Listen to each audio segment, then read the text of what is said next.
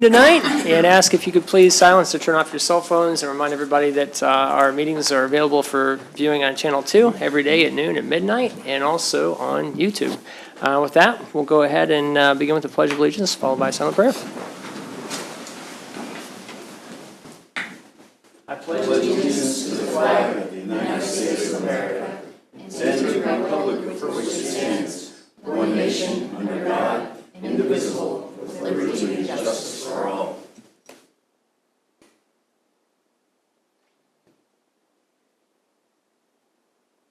Amen. Amen. All right, we'll start off with a proclamation tonight.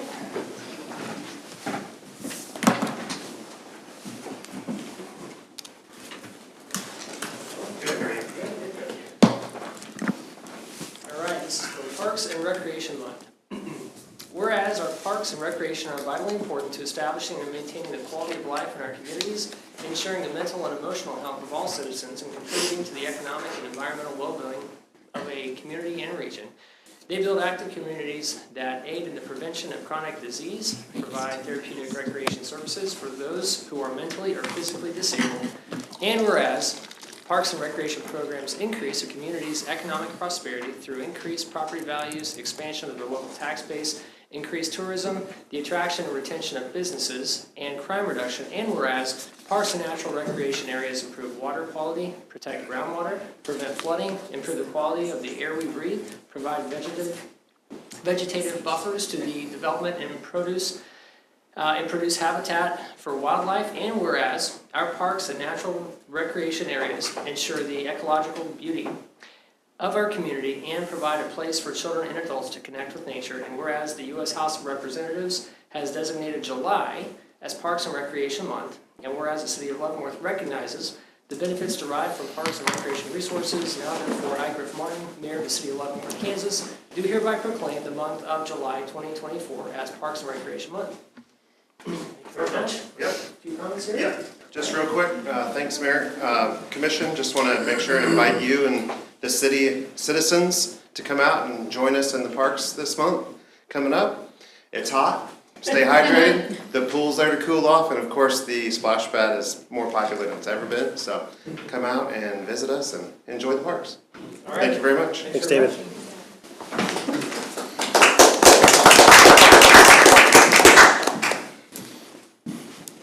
All right, now we'll move on to old business, consideration of previous meeting minutes from June 11th, 2024 regular meeting.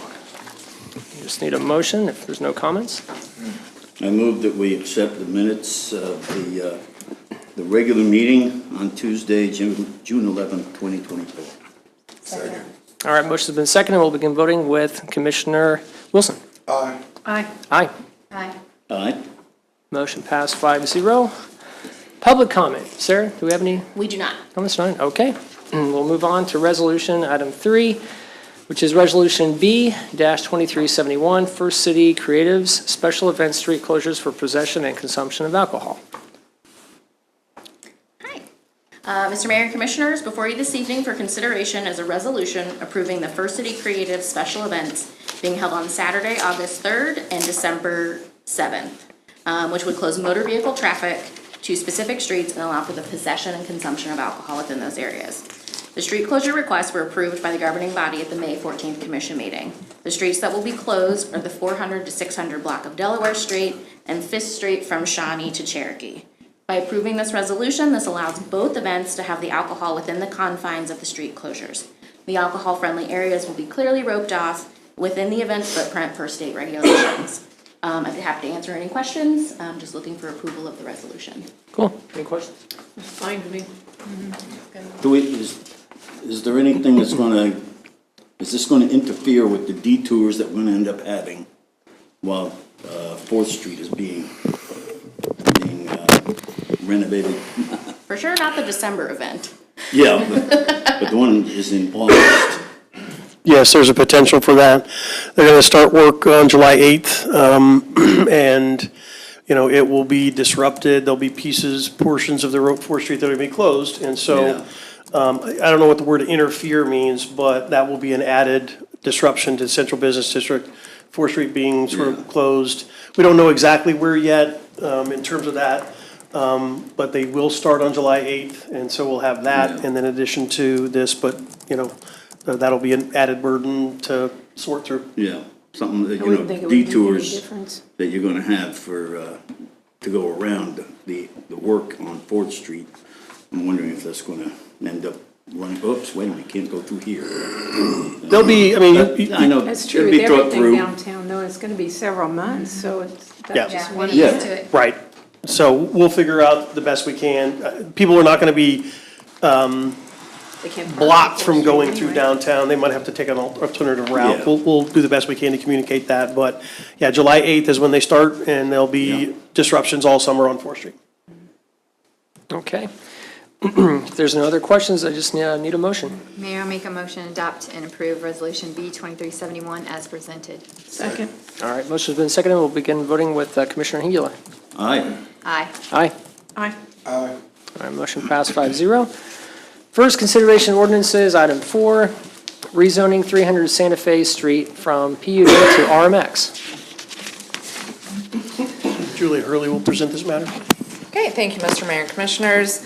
As you said, this is a request to rezone the property at 300 Santa Fe from PUD, which is Planned Unit Development, to RMX, which is Residential Mixed Use.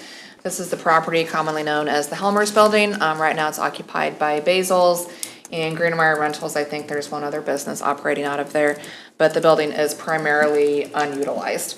It was originally constructed in 1909 as a furniture manufacturing facility. It is on the National Register of Historic Places. The applicant is intending to develop this as a workforce housing multifamily development. They would be looking to convert it into approximately 102 multifamily units that would consist of 1, 2, and 3-bedroom apartments. That'll be a good asset for the community. It's pretty hard to find 3-bedroom apartment units in Leavenworth right now. So they would be looking to use both historic tax credits and the low-income housing tax credit opportunity for this project. So the rezoning to RMX would allow for that multifamily as well as any potential commercial uses that they may want to include with that. The rezoning would allow the existing businesses to stay in operation as long as they need to with the development of this project. So it would not make any existing use non-conforming with this rezoning. So the Planning Commission did consider this at their June 3rd meeting and voted 4-0 to recommend approval of it. After we sent out notifications to property owners within 200 feet as required by statute, we did not receive any questions or comments about it. So staff would recommend approval based on the findings included in your policy report, and I can answer any questions that you might have. Thank you. Go ahead, Ed.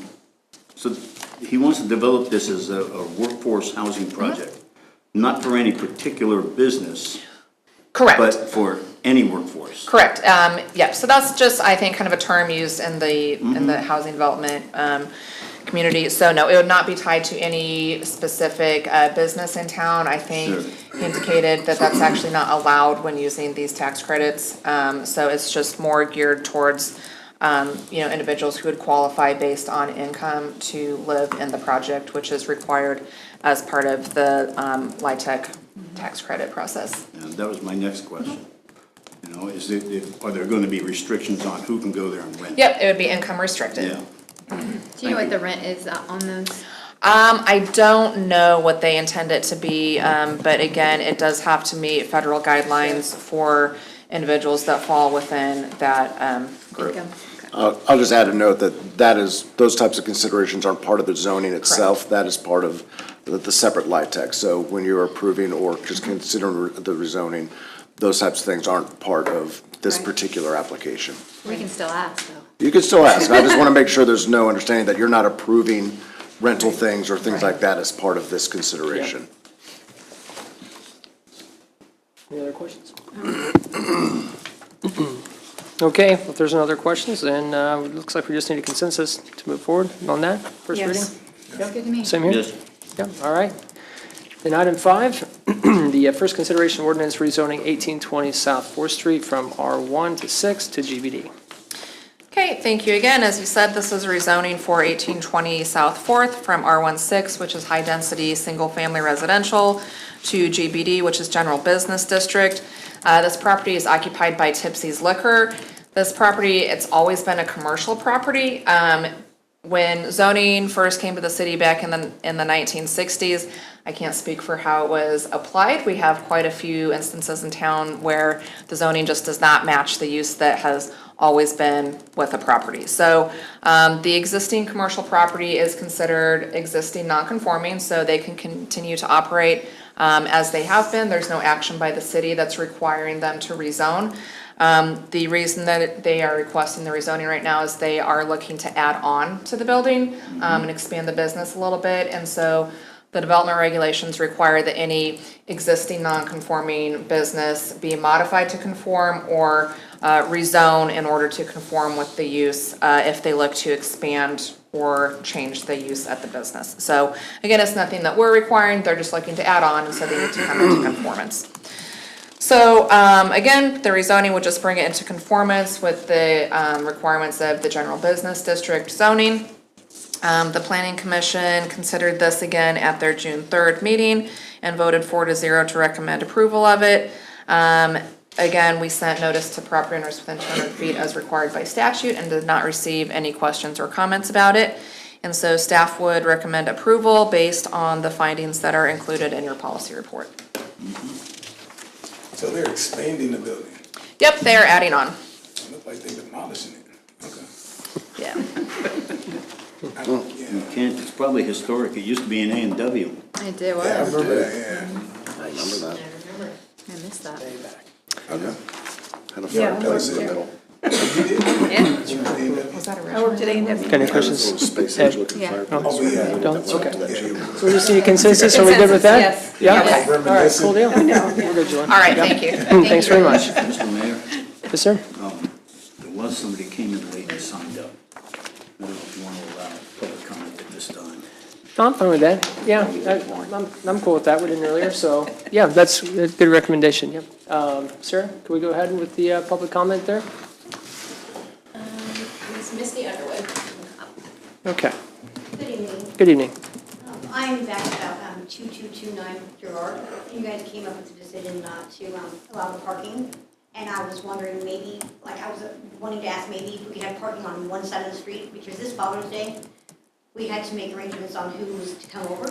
Because my mom lives in a duplex with only one small driveway. And so we all couldn't even come over at the same time because there's no parking, we don't want a ticket. So I don't know if there would be an option for us to have no parking on one side of the street.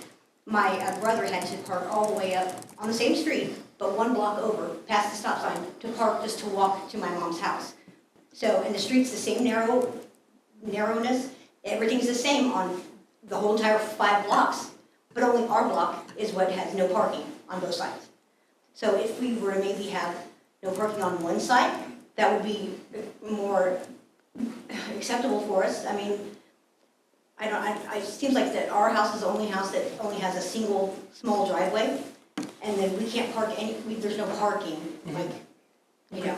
And then my mom's home health care providers that come once a week, they have to park a block away on the same street, and then have to walk all the way, because if they're long blocks, has to walk all the way to my mom's house. So, I mean, I don't think it's fair. I really don't think it's fair, and I just wish you guys would reconsider. Maybe if you guys went down there personally and looked at the road, yourselves, maybe that could help your decision. Well, I appreciate that. Mr. Kitchens, maybe. We'll evaluate that request. Yeah. Yes, ma'am. Look into it. Thank you so much. Thank you. Thank you. Okay, we will move over to the staff report. Camp Leavenworth update.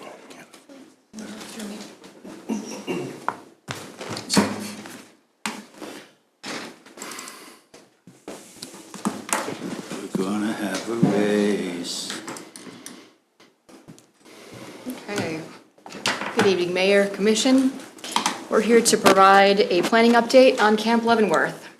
So in February, we had a feedback session to get Commission direction for the year, and we'd like to share with you what we've developed since that time.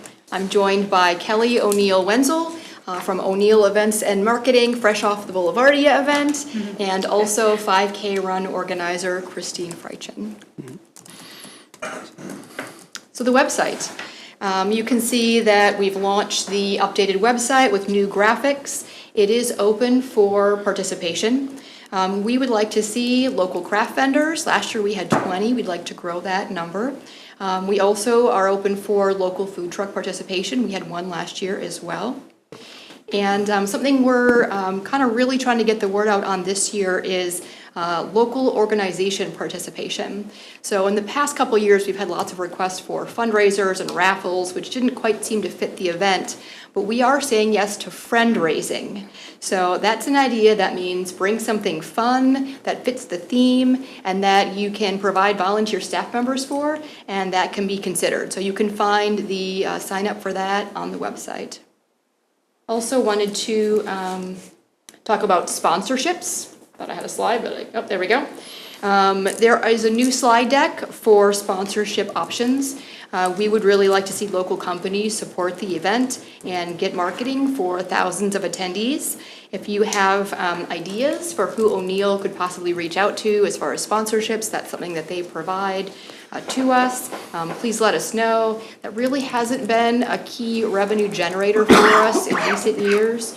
Potentially, that might be partially due to our well-balanced lineup, which doesn't have a headliner.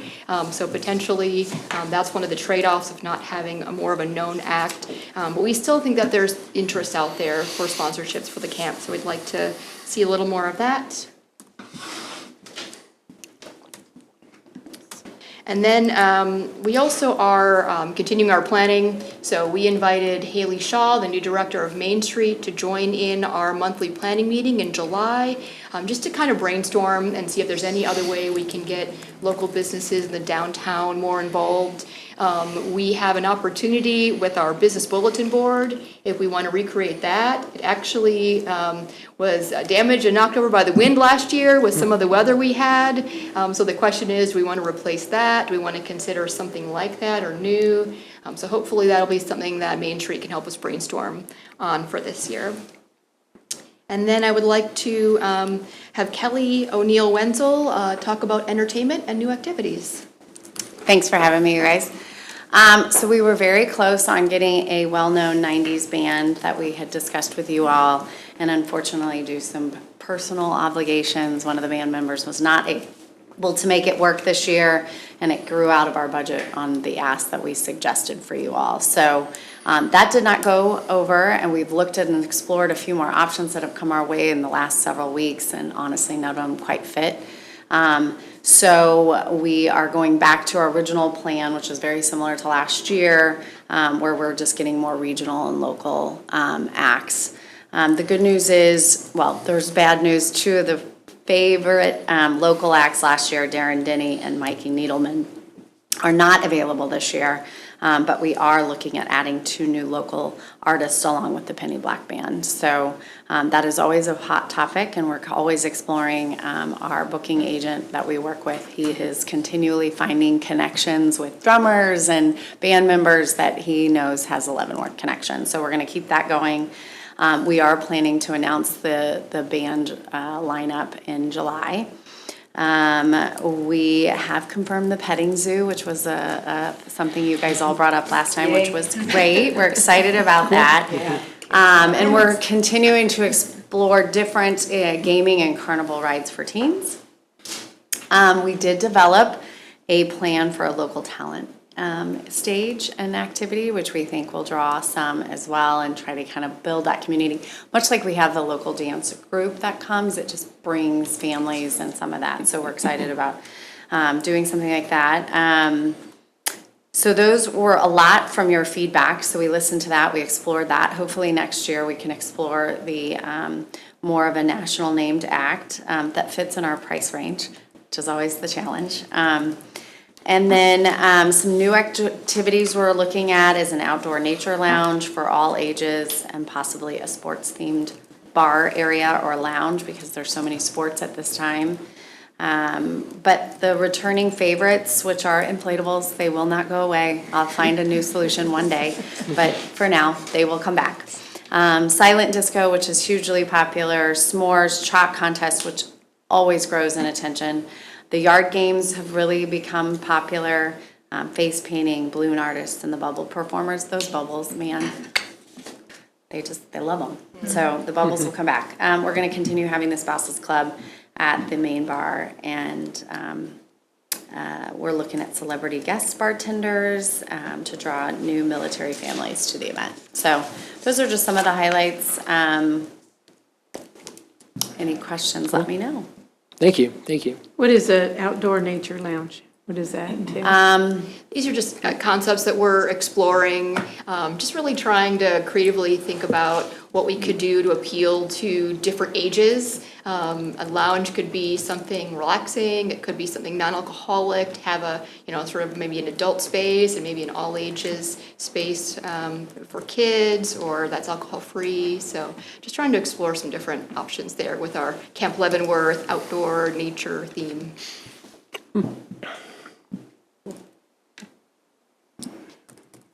Go ahead. And then Christine, if you want to give us an update on the 5K run. Yeah, 5K's back. Had some trouble with the rain last year, but ended up being a great event nonetheless. I'm always amazed how, most events you can count on about a 20% no-show rate. We have about a 5% no-show rate, which is kind of great. So all those people that did sign up and saw that the rain was coming for weeks in advance showed up anyway. So.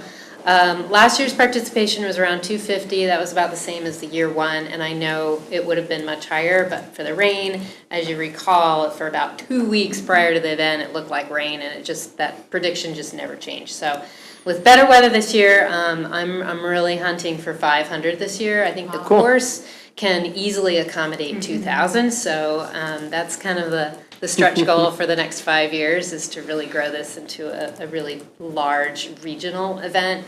Some of the 5Ks in Kansas City attract maybe 150 people, 200 people. So we're already doing really well, as in, if you consider that on a competitive basis.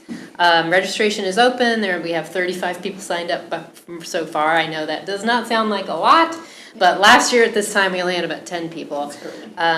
People really do watch the weather for a 5K, and they sign up.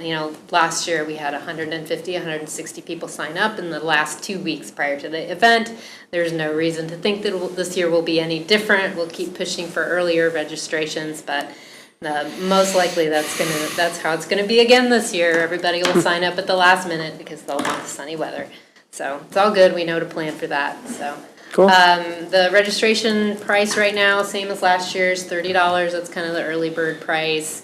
As you recall, this is really kind of priced at a break-even point, and so that the adult registrations can cover the kids who are free. That is a huge draw. No, I've never seen any other race that has free kids. So I think that's really an important thing to keep.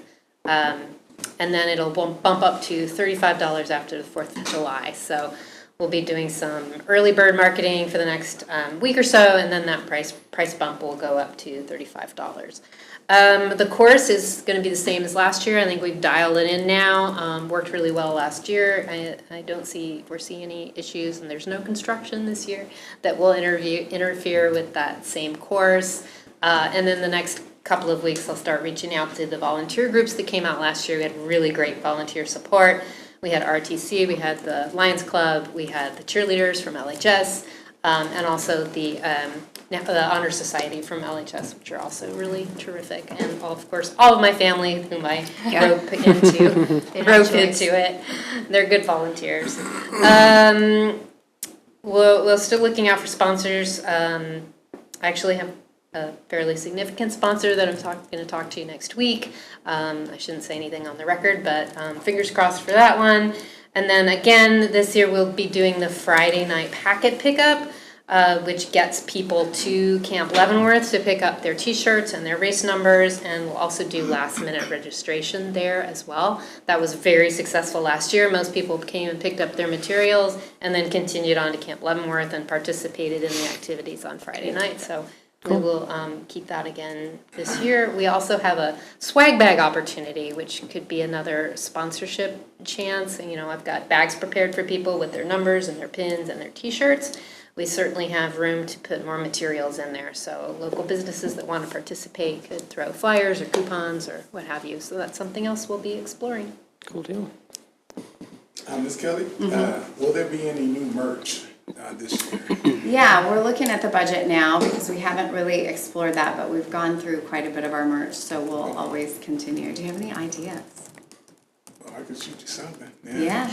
I really like the camp itself, the words. Yeah. Just abbreviated with community activities, music, and play. Just to really try to build on top of that. I really like that. Oh, Yeah. yeah, send me your ideas. And then what merch is popular, you know? What we find is popular here isn't necessarily what's popular at other events that we do, but, yeah, we'll keep looking at them. Anything that lights up for the kids, like Oh, that's glow a cute sticks. idea. at Glow sticks, nighttime. yeah. Yeah. Especially because those earphones light up for the disco, and then that's kind of cool. They can. That's a great idea. I like my hoodies. You sell out of those? I know, those sweatshirts are always really popular. The zip-up hoodies we did last year were really Yeah, I really popular. like Yeah. that. I know, because you're getting into the fall, and people are You thinking. can even make them back to like a flashlight, like a camping flashlight or something. Yeah, to go with the that's a camping lot of thing. cute ideas. I like the light up. Yeah, that's a good idea. Or maybe even a car. I mean, A car? yeah, a car. Okay. Sponsored by you? Give it, yeah, give it a big You wanna giveaway. raffle it off? Raffle, yeah. It's on the record now. Commissioner Wilson has donated a car. Thank you very much.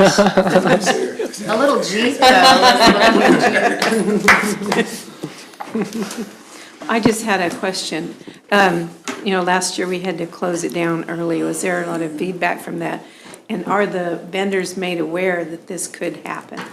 Yeah, so we have you know, one of the first things I did that morning was kind of go around to all the vendors and let them know, hey, here's the plan, here's what we're hearing. We're gonna come to you by the hour and let you know what it is. And we always say safety is first. Yeah. Last year was an unfortunate thing because everywhere around us got blitzed, but we didn't. So it's hard to say, wait a minute, why did we do that? But if you looked around, it was the right move. It's just unfortunately we didn't get hit.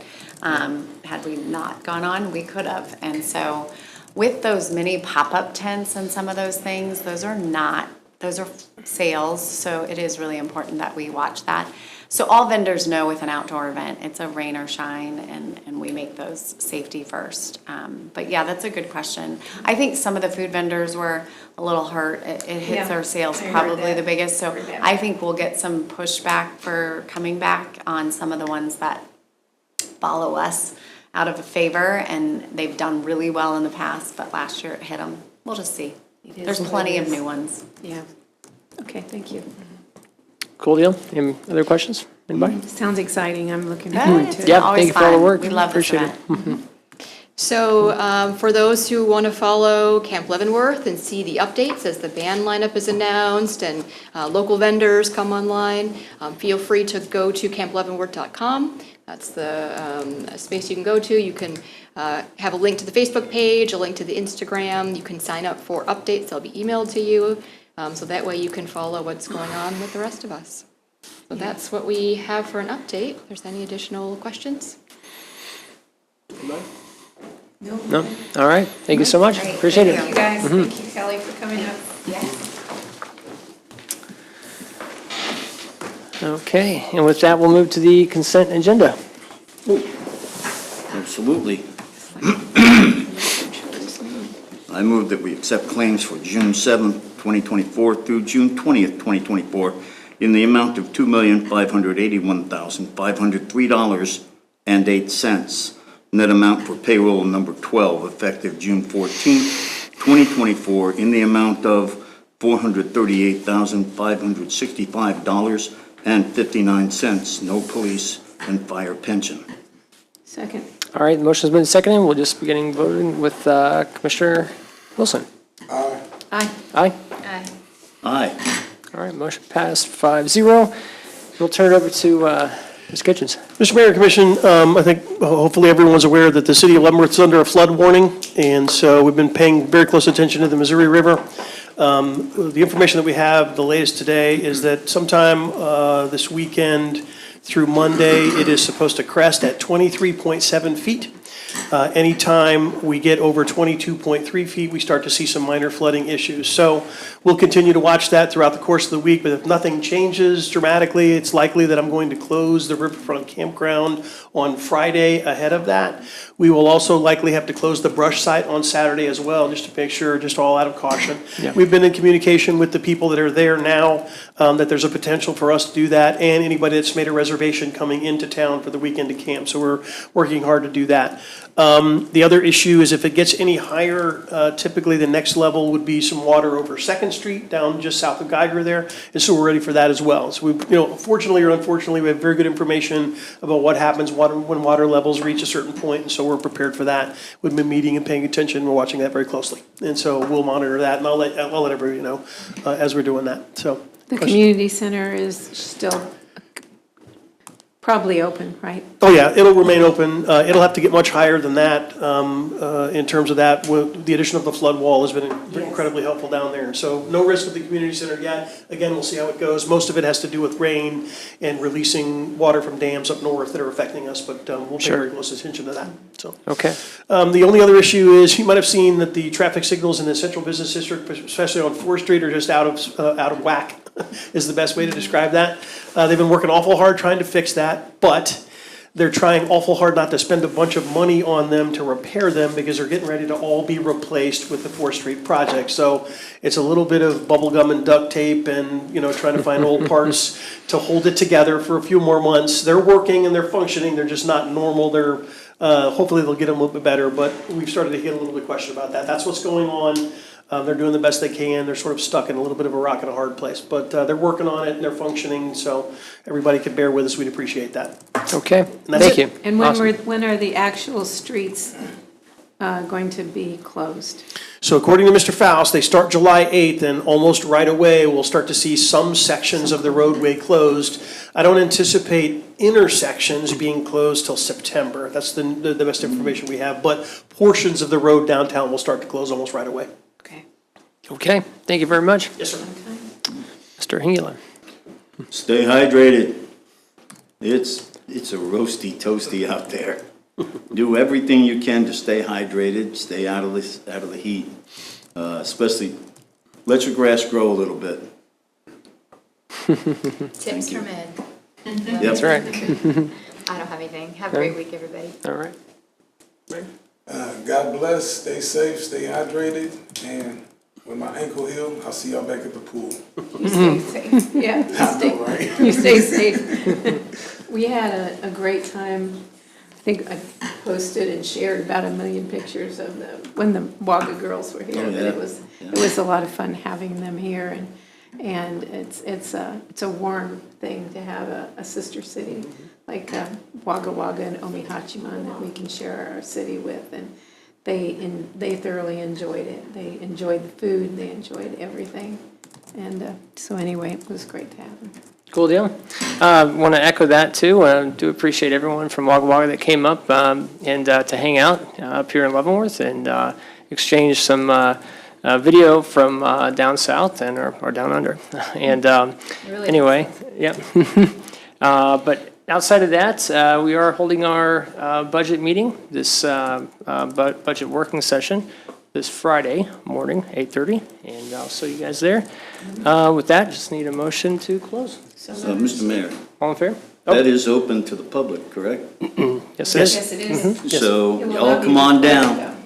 Watch how the sausage is really made. It will not be recorded, right, but it is open to the public. Yes, ma'am. Okay. Okay. Need a second I on move closing? the second. All right, all in favor? Aye. All right. All right.